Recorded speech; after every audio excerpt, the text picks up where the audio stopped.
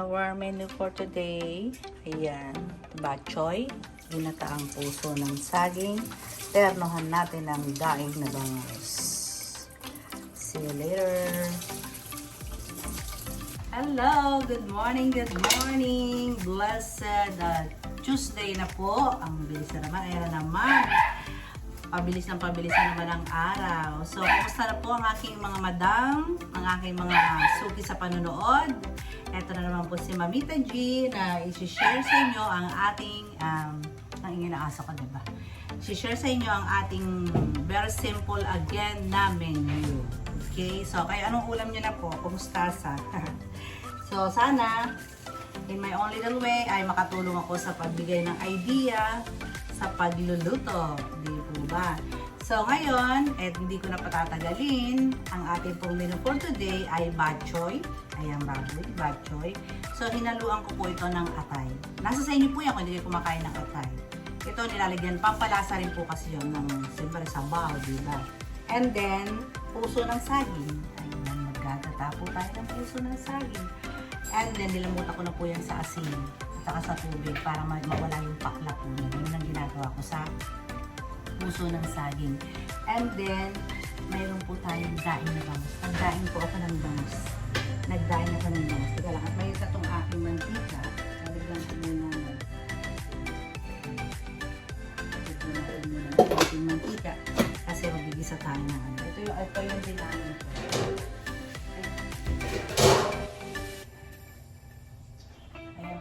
Kanina dinain ko po siya. Siya yung unang-una kong ginawa. Daing na bangus. Diba? Masarap yan. And then, mag-start na tayo mag-gisa. Siyempre, sa bok choy, kailangan maraming luya po. Yan ang secret. Maraming luya. Ito ay para namang tinolang baboy. Yan po yung bigay ko sa inyong tip. Para siyang, lasa niya is tinolang baboy. Kaya lang bigla blood or dugo ng baboy. Magamihan natin yung luya para masarap. Diba? May kick yung anghang. And then dito rin po sa puso ng saging, pwede rin lagyan ng luya. Nag-isa na po ako ng dyan, ng tawag dito, giniling. Ilaga or pinakulang ko na sa tubig yung giniling. Balay ko sinasabi, dapat lalagyan sa tubig na konti para mamaya nilalangaw yun. Di po ba? So ayan, nag-isa ko na siya. Lagyan natin ng luyang konti. Diba, parang bicol, laging may luya.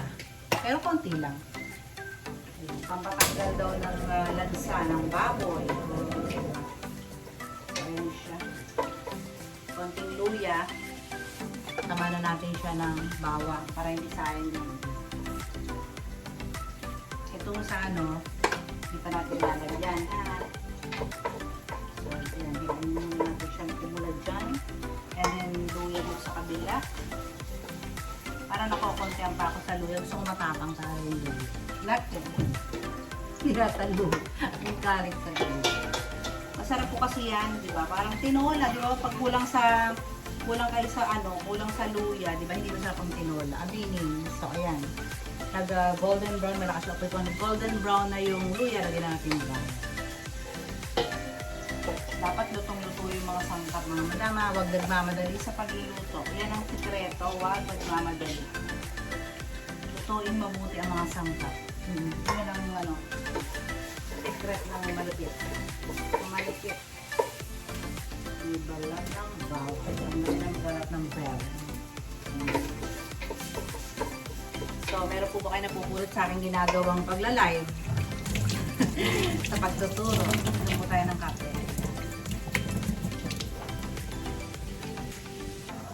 Tayo ng kape. Luto tayo ng kape. Uminom ng kape habang nagluluto, di ba? Di pa ako nakakain ng kape. Grabe. Pag-gising ko, hindi ko wala giniminom ng kape. Trabaho agad. Sayang ang oras, di ba? Pwede naman magkape mamaya. So, ayan. Okay na po yung giniling, luya, bawang, and then sibuyas naman tayo. Sibuyas. Ayan. Marami po akong maglagay ng sangkap, mga mada. Yan ang aking sekreto. So, nilagay yung bawang. Di pa nagpa-brown yung bawang. Gusto ko brown talaga yung bawang. Lagyan sibuyas. Hayaan muna natin siyang maluto together. Okay? So, balikan ko kayo mamaya. Pagbabalik ng Mamita Chi. Diba? So, ayun, yung giniling, okay na. So, lagyan na natin itong puso. Lagyan ng patis. Lagi nyo lalagyan ng lasa yung giniling agad para hindi matanaw. So, lagyan na natin ito. Yung sili, mamaya natin ilagay. Later na yung sili. So, okay?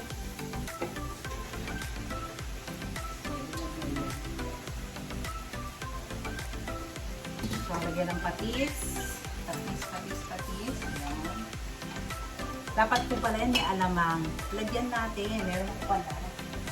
Alimutan ko ang alamang.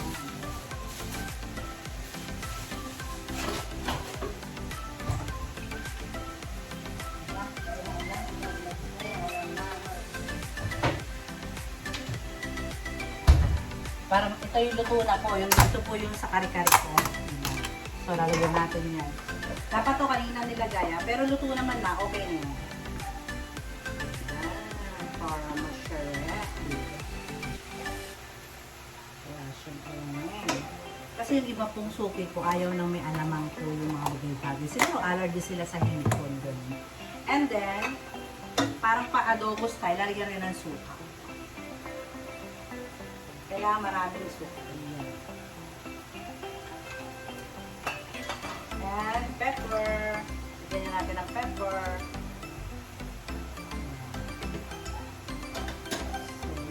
Ganyan lang siya ang ating ginapaang puso ng saging. Aadobohin muna natin siya sa suka or lulutuin muna natin siya sa suka.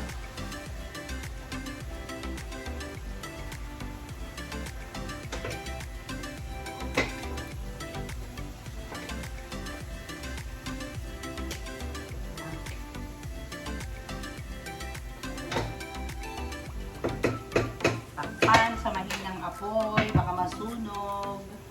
Takpan. Huwag masyadong malakas ang apoy. Yan. And then dito na tayo sa baboy. Okay na po itong bawang, sibuyas, luya. Lagayin na po natin ang baboy. So yan, iniwa-hiwa na natin. Cubes po yung hiwa ng baboy. Ito natin siya. Hugasan maigi ang baboy, mga madam. Siyempre alam nyo na yan, diba? Again, lagyan ng suka. Ay, patis. Wala na akong patis. Naubos na yung patis ko. Wala na magsasalin namin yung diligan. So, ganyan po akong bumili ng mga sangkap malalaki. Kasi siyempre, araw-araw po ako nagluluto. So, magsasalin ako later. Diba? So, yan na po ha. Palambutin na natin siya dyan. Yan na mismo sa sabaw niya. So, mahinang apoy lang po. So, lagyan na rin natin siya ng konting pepper. May pakapit na yung mga lasa po sa kanya. A little salt. Konting salt. Kasi sasabawan naman po natin. So, huwag kayo natakot kung tatapang. Okay? So, tatakpan natin siya. At babalikan ko kayo mamaya. I'm back. So, ayan. Yung ating puso ay nasangkot siya na sa giniling, suka, giniling, o diba, ayun na siya. So, naano na siya, half cook na mga madam itong ating puso ng saging.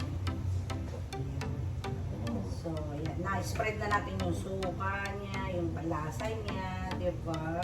Actually, ito lang, mauulam na po ito, ito lang. Kahit huwag yun nalagyan ng gata. Ang tawag dito ay adobong puso o paksiw na puso ba yan, ng saging. Diba? Actually, okay na po ito eh. Nung araw, ganito lang iluluto ng nanay para maiba lang.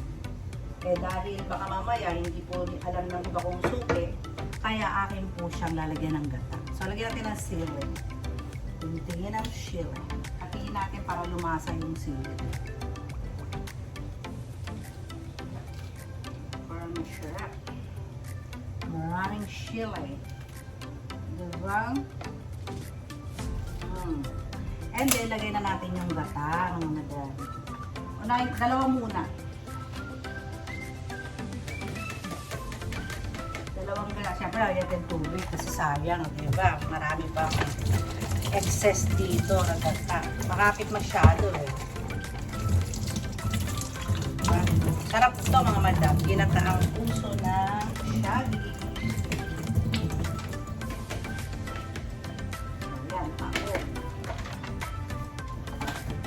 Ayun lang, ganyan lang. O, diba? So, kaya natin maluto sa gata. Kaya natin maluto doon. Pina ng apoy. Dapat. Kasi, baka malikit, masunog yung gata. And then, ito namang ating batchoy. Still kicking. Siya pa rin ay naluluto sa sarili niyang sabaw. Yung wala akong tubig na nilalagay po ito. Lulutuin natin yung baboy, palalambutin sa sarili niyang katas. Imagine niyo yung mga mayon. Kaya malasa po siya. So, until tender, saka natin sasabawan o ilalagay yung dugo. Ilalagay natin yung dugo maya-maya pa. Medyo hilaw, magtigas-tigas pa siya. So, babalikan ko kayo. I'm back, mga madam. So, ayan. Yung ating pork ay malambot na. So, let's put the dugo. Ayan, nalagay na natin siya. Lutuin natin siya sa tiret. Ito, okay lang may buo siya kasi batchoy naman siya, hindi masyadong dinuguan. Ayan, pakuluan lang muna natin. Lutuin natin yung dugo. Hindi lalagyan natin ng gulay. So, lakasan ng apoy kasi ilagyan natin siya ng shovel or dugo. At dadagdagan ko pa po yan sa baw, syempre, parang tinola nga po kasi. More sabaw. Dahil sabaw pa lang po yan ay ulam na. Kaya ako nalalagyan ng sabaw pag nilagay ko yung sayo. So, check natin yung ating puso ng sayo. Nilagay na natin yung dalawang gata at saka dalawang cups water. Niluto na natin or pinalambot na natin yung puso dun sa mismong gata. And let's check it out, the puso.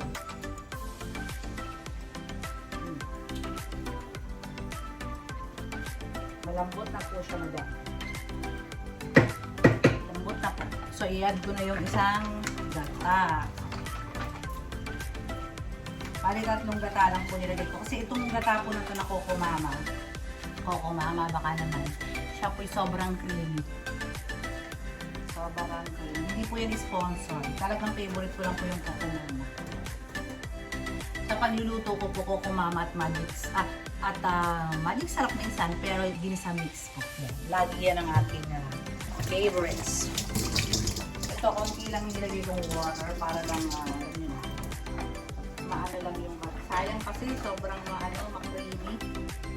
Sobrang maganda.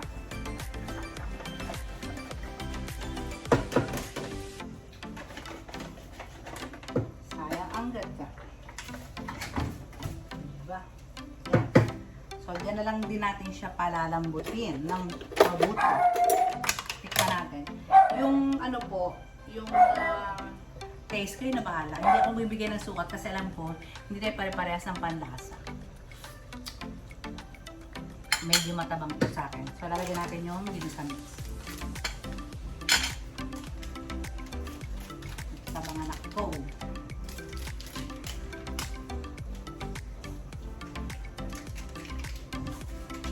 Ayan, konting patis.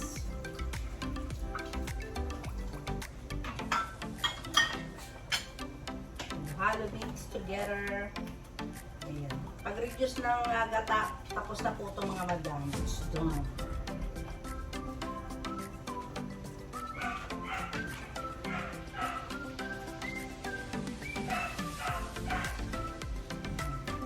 So, sana nasundan niyo yung pagluluto pa nitong aking ginataang puso ng saging. Alam nyo, kakapost ko pa lang may nag-order na. Wish ko lang, may matirang ulam sa amin.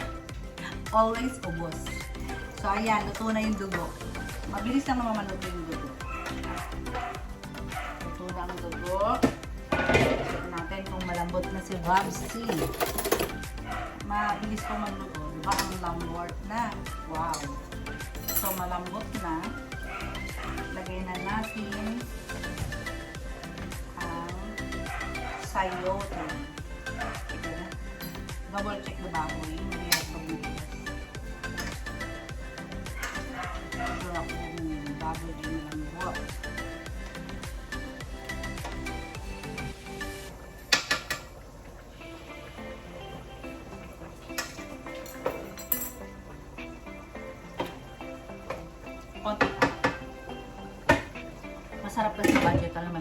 apple, di ba? Hindi yung sumisingit sa ngipin yung tigas. Ayaw ko po ng ganun. Siyempre, pasiyahin natin ang ating mga customer, di ba? So, balikan ko po kayo. Hello! I'm back. So, ayan, sobrang kulo na mga madam. Diba? So, ilagay na natin yung luto na yung dugo niyan. So, ilagay na natin yung sayote. Diba? Ilagay na natin. Para masaya. So, dalawang kulo, mga 5 minutes lang ilalagay na natin itong ating malunggay at dahon ng sili, di ba? So, takpan again, isang kulo lang, mga 5 minutes lang, mabilis lang maluto yung diba, yung sayote. So, yung ating pong langka ay done na. Done yung langka. So, ganoon lang kabilis, di ba, ang ating langka. So, susunod na natin ay ang daing na bangus. Balikan ko kayo again. Okay, hello! So, ayan, luto na yung ating ginataang puso. So, ngayon, ay ko yung kulo na at sobrang kulo na ng ating tawag dyan. Ating bachoy, lagay na natin yung dahon ng malunggay at dahon ng sili. Diba? And we're done sa ating bachoy. Bachoy. Try nyo lutuin ito mga madam. Yung hindi alam lutuin, try nyo po. Sobrang sarap niya. Kaya kayo, kasi meron pa siyang konting dugo, di ba? Ayan siya. Isang kulo lang to and we're done sa ating bachoy. So habang hinintay natin kumulo ito, ay dito naman tayo sa pagpa-fry ng ating daing.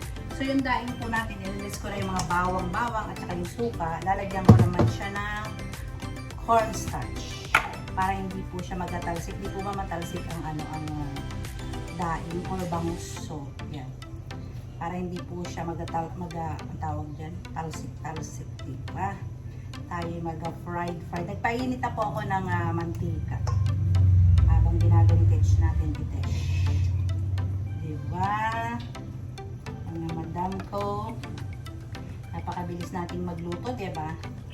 Ganun lang po, simple, tsaka enjoy ang pagluluto. Sino ang kagaya kong hobby ang pagluluto, diba? Enjoy lang. Huwag tayong ma-stress, relax lang sa pagluluto. Yan lagi kong pinapayo. Mag-relax pa sa pagluluto, huwag nagmamadali kasi tiyak hindi masarap ang inyong luto. Yan ang aking natutunan na huwag nagmamadali pag nagluluto. Relax, diba? Enjoy nyo lang mga madam, enjoy. So, ayun. Mainit na po yung aking mantika. Salisin ko lang itong ating mahiwagang gata. Oh, diba? Gata. So, yan na. Mag-aprito na tayo. Mag-aprito. Aprito na natin ang ating mahiwagang daing na bangus. So, unahin natin.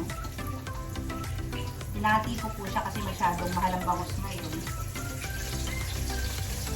Masyadong mahal ang bangus. So, hati-hati lang. Diba? Ako po nagdaing yan. So, ayan. Kumukulo na yung ating bukas. Diba? So, ayun mga madam. Siyempre, ang pagpiprito ng bangus, alam na natin yan. Hindi po ba? So, hindi ko na kailangan, diba, may ganun. Hindi ko na kailangan po na ipatapos kasi nito. So, ayun po. Natapos na naman ang ating tutorial. O, diba? Ang simple tutorial ng inyong mamita dito sa pagluluto. Sana nagustuhan niya aking mga menu. At please naman paki-share at pa-subscribe na rin po sa ating YouTube vlog. Malaking tulong po yun sa kagaya ko ng isang household. So again, maraming salamat po mga madam. Kung may katanungan kayo, huwag kayong mag-hesitate, mag-PM lang po mga madam sa akin. Sa aking Facebook page o sa aking Facebook profile na Ay Bautista. Ayun, PM po ako dyan mga madam. Yung mga kagaya kong nagre-reels, pa-follow naman mga madam. So ayun, hindi ko na papatagalin ang ating menu for today na bachoy is luto na. Ayan, papakain ko na. Ginataang puso ng saging at ang fried daing na bangus. So ayun, bye-bye! So again, stay healthy always and God bless us all. Bye-bye!